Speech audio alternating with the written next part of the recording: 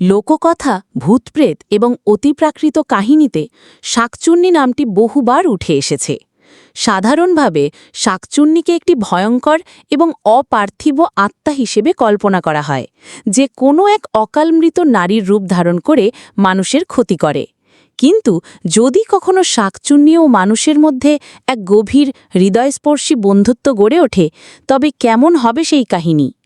একটি গ্রামে বাস করত অয়ন নামের এক তরুণ, শান্ত স্বভাবের, প্রকৃতিপ্রেমী এবং কিছুটা স্বপ্নবিলাসী।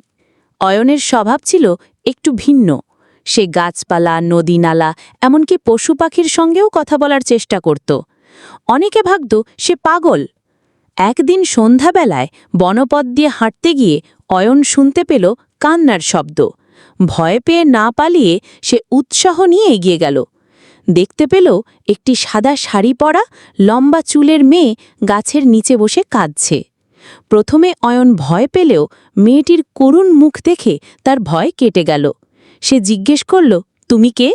মেয়েটি চুপ করে থাকল কিছুক্ষণ, তারপর বলল, আমি শাকচুন্নি, আমার কথা কেউ শোনে না, আমি একা।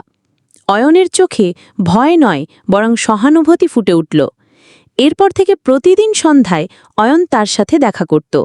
মেয়েটি, যার নাম সুনয়না, একসময় এক গ্রামে বাস করত। প্রেমের টানে আত্মহত্যা করেছিল, আর সেই দুঃখই তাকে শাকচুন্নি করে তোলে। অয়ন তাকে বোঝাতে লাগল যে জীবন কত সুন্দর, ভালোবাসা মানে শুধু প্রাপ্তি নয়, ত্যাগও হতে পারে। ধীরে ধীরে সুনয়নাও পরিবর্তিত হতে লাগল।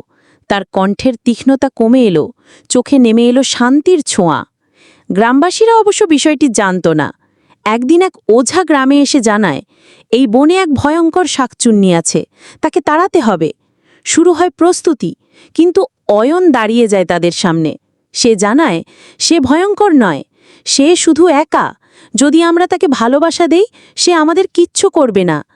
গ্রামের লোকেরা বিশ্বাস না করলেও একদিন নিজের চোখে দেখে শাকচুন্নি গ্রামের বাচ্চাদের জন্য জল এনে দিচ্ছে, অসুস্থদের পাশে বসে আছে।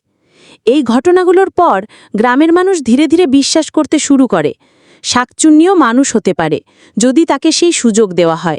সময়ের সাথে সুনয়নাকে তারা আপন করে নেয়। সে আর ক্ষতিকর আত্মা নয়, বরং গ্রামের একজন অদৃশ্য বন্ধু হয়ে ওঠে।